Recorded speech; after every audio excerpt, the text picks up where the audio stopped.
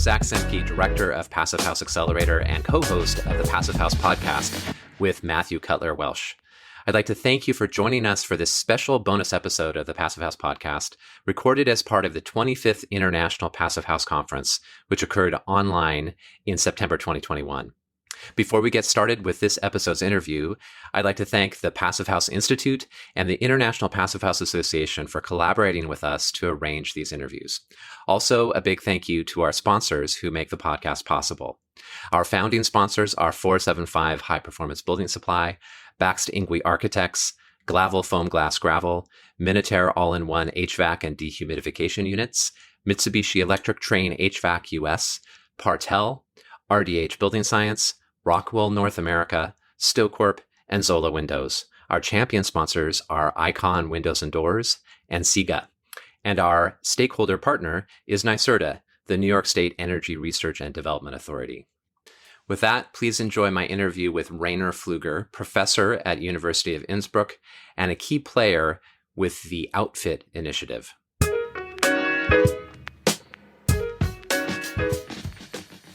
Well, welcome everyone. I'm here with Rainer Pfluger, and I'm really excited to be meeting Rainer and learning about his work.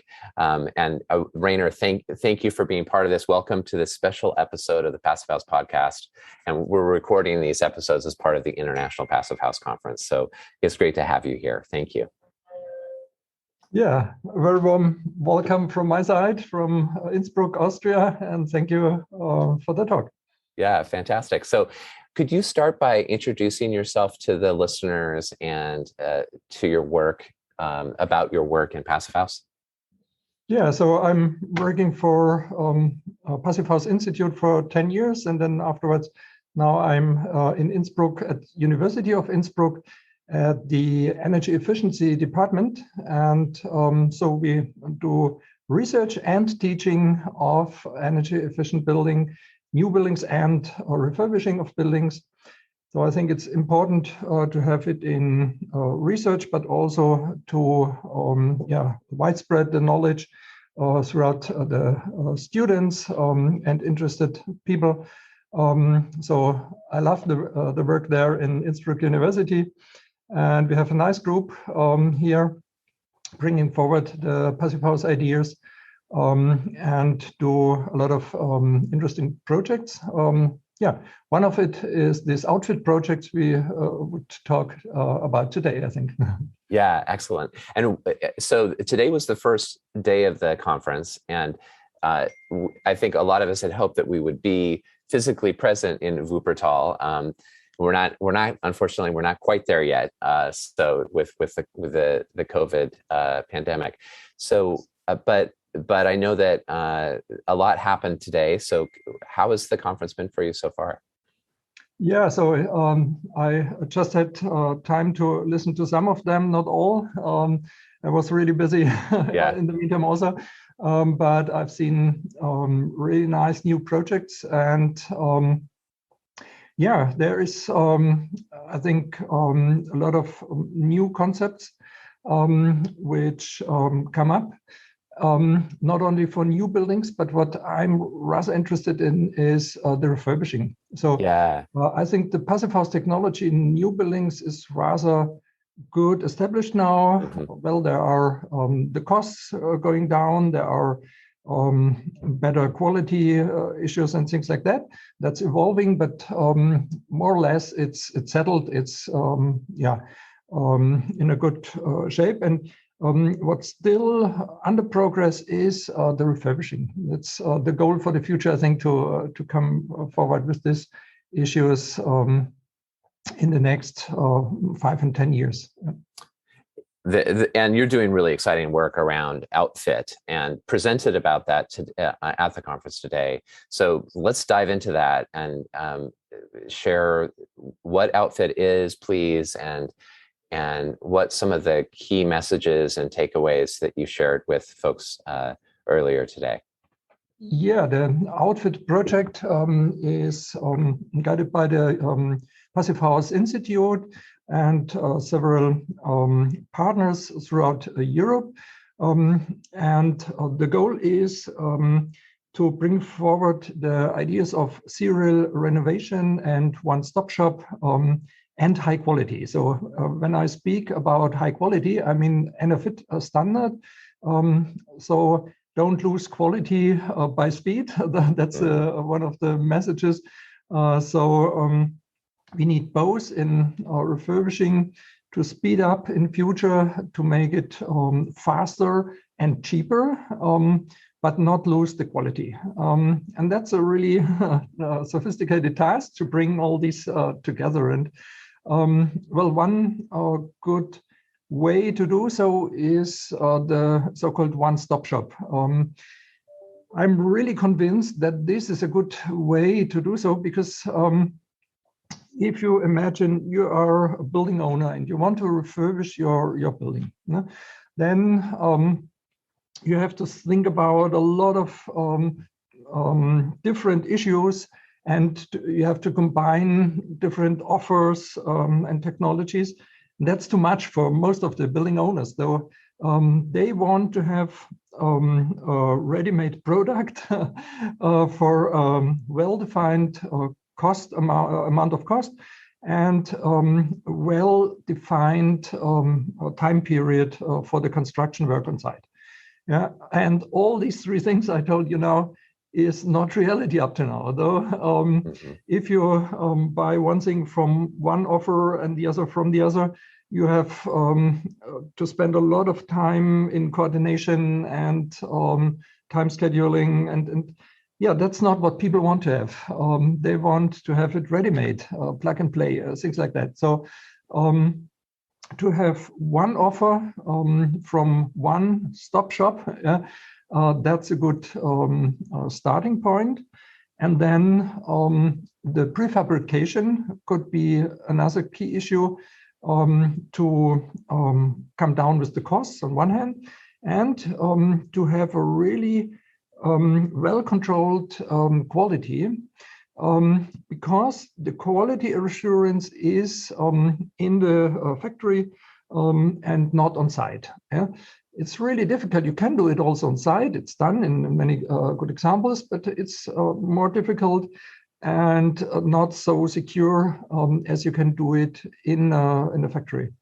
So prefabrication is a good issue. And yeah, and if you speed up, if you do it in a serial way, in an industrial way, you don't lose so much time. In total, you have more or less the same time, but the time on site is shorter because the mounting doesn't take a lot of time.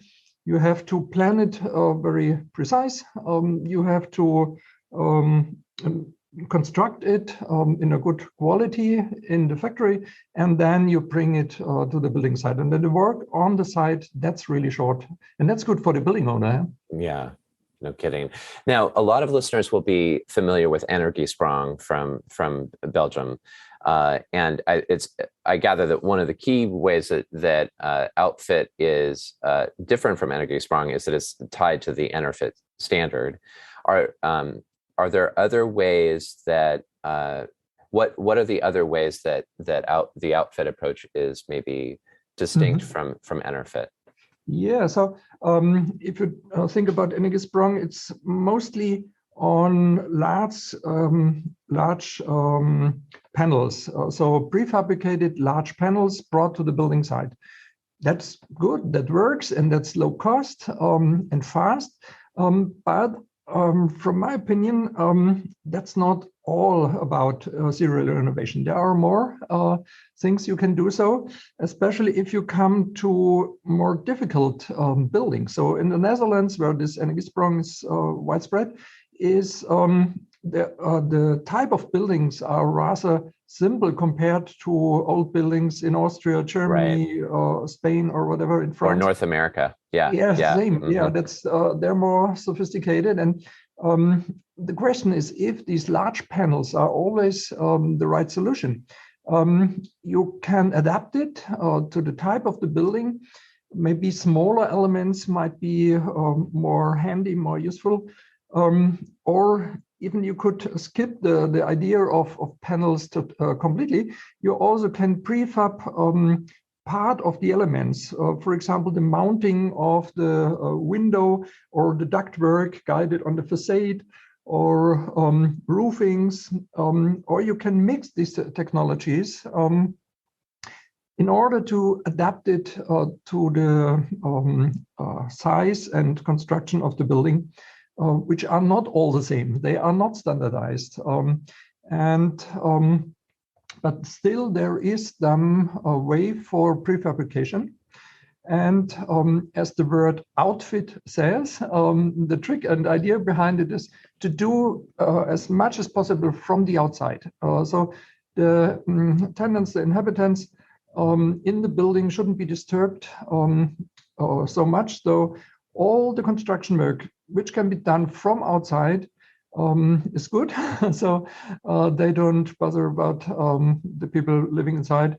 And so we investigate several technologies you can apply from outside. For example, ventilation ducts at the external surface, so buried in the insulation. That's useful to have it from the outside, or even heating from the outside. That looks funny for the first time if you put heating ducts at the outside of the existing wall, but then afterwards they are covered by insulation, and most of the heat is penetrating through the wall and heating like a wall heating. Interesting.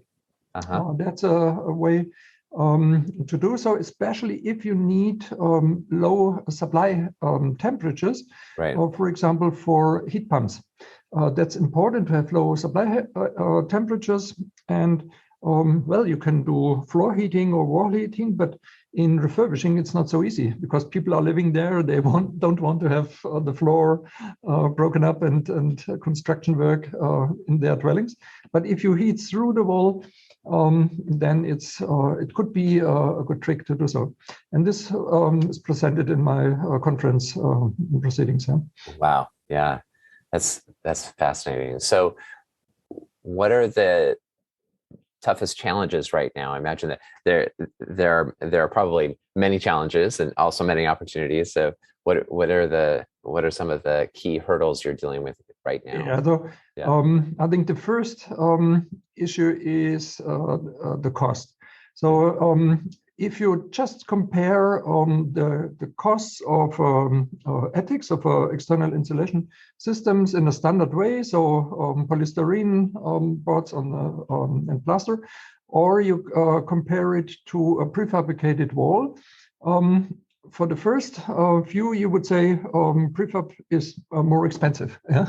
That's all what people think about, and they say, "Well, I don't bother about it. It's not a good solution because it's too expensive." So, and indeed, up to now, these prefab solutions are not so common. So the attics system are widespread all over. The prices are low. Well, at the moment not. We have a kind of crisis in insulation, but normally these attics systems are low price compared to these really innovative systems.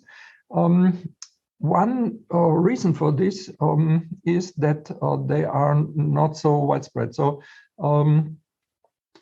if it's a standard procedure in future, prices will come down. So up to now, these systems are only presented or demonstrated or mostly demonstrated in school buildings, where they have a really big advantage.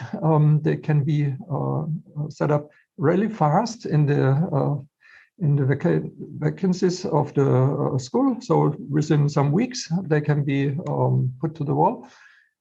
There we have really good examples, and but for dwelling units, which is the focus of the outfit project, we don't have so much of these examples. And the project is all about this, to demonstrate that it could be a good solution in future.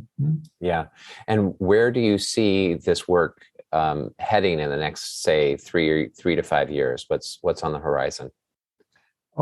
I think it goes hand by hand with also new planning technologies. So if you think about building information modeling, you can go from the planning task to the manufacturing in the factory, and then also to the mounting on the site. All really good planned in building information modeling. And also the digital measurement of the building itself is evolving. You have these laser scanning techniques, which are really precise now to scan the facade and the 3D of the facade in order to have a good model of the 3D geometry of the building in order to prefab the panels in the right size and shape. And yeah, that's an evolving technology, which is faster and faster now and cheaper. It also can be done by photo, how do you call it? Measuring by photos and construct a 3D geometry out of it, or by laser. That was possible. Photogrammetry is a way to do so. And bringing all these digital technologies together and evolving production technologies, it will be a fast process in future. Up to now, there are not so many companies doing it. Yeah, but I think in future that will rise in number and quality. Mm-hmm. Right, and as people are able to harness these technologies more and more efficiently, and we see the benefits of economies of scale as more of this work happens, the cost is bound to come down significantly, I would think. Yeah. Construction of ventilation systems inside the modules, or heating heat sources in the modules, that can help to come down with the total costs. Well, the costs of the module itself will rise because there's more value in, sure, more prefab. Sure. But in total, it's cheaper for the building or in the renovation work. Yeah. Right. So for folks who want to learn more about Outfit, where should they go to dive deeper into this information? Yeah, you're welcome to have a look on our website. It's already set up and it's still growing. It's we started in September last year, so it's still growing, and there are a lot of events coming up where you can join or download information. So feel free to visit the website. And contact us, contact PHI or me, no problem. And so we can come together and discuss more about the chances and problems and challenges on serial renovation. Yeah. Yeah, perfect. And we'll share some resources, some links in the show notes as well. Yes. Check those out. Is there anything else you'd like to add before we close? This has been really fantastic to connect with you today. Yeah, I would invite you to bring up new projects on refurbishing. Especially, I want to encourage the architects to see this refurbishing work as a really intensive task for the future and interesting task, which is more interesting, for my opinion, than new buildings. We don't need so much new buildings. New buildings are new additional energy which is consumed. We need refurbishing and better intensify the use of the existing buildings and bring down the level of energy consumption there. Otherwise, we wouldn't solve our problems with climate change. I think a key issue is refurbishing. Thank you. Well said. Thank you so much, Rainer. We appreciate it. And good luck with the next steps in your work. Thank you. And welcome. Goodbye. Okay, bye.